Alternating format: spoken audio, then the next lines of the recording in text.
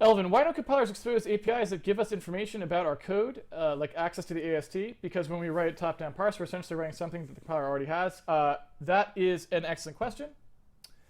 And the answer to that question is because the C++ Standard Committee is, again, some of the worst designers that have ever come together to make a language.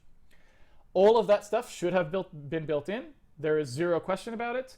In my mind, I've never been sure of anything else in my life than that meta information should have been a part of the C++ spec from the very beginning. But what do you want? And so the compiler vendors don't have a lot of incentive to provide that because they know that most people target more than one platform. If they provide this information, it doesn't really do anyone any good because they're not going to target it because it only exists in that compiler, right? Furthermore, they'd have to design it all themselves and maintain it all themselves. And that's just not something the compiler vendors tend to do. That said, it has happened. It has already happened before. The compiler called Montana, it was written at IBM. It was a wonderful idea for a C++ compiler. Unfortunately, it was trapped inside a product called Visual Age that nobody wanted and nobody used, and which is now gone. But it was Visual Age version 5, 6, 11, 13, I have no idea. The code name for the compiler was Montana.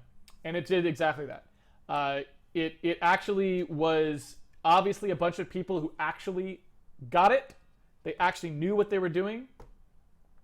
Unfortunately, they were not the people working at Microsoft or working on compilers that still existed. But what they did with the compiler was great. It required no header files. It was an incremental compiler, just like John Blow wrote for JAI, where you don't need to pre-declare anything. It was a C++ compiler that just did incremental wavefront. So no declaration is necessary. Thing one. Thing two, it exposed that information that you're talking about via a plugin API, so you could write your own hookups to it that did compilation passes, modified stuff. It basically had like an open architecture for hooking into it and attaching to it. And I don't mean like the kind like LLVM where you have to then go like build the compiler to do it. I mean like you could just build like a DLL that would like interface with them and it would work, right? So it has been done before. Unfortunately, for a lot of other reasons, it was never something that was really available in a way that anyone could use. It was trapped inside this, big corporate weird product that, wasn't really going to be relevant to anyone. But it was tried and did work.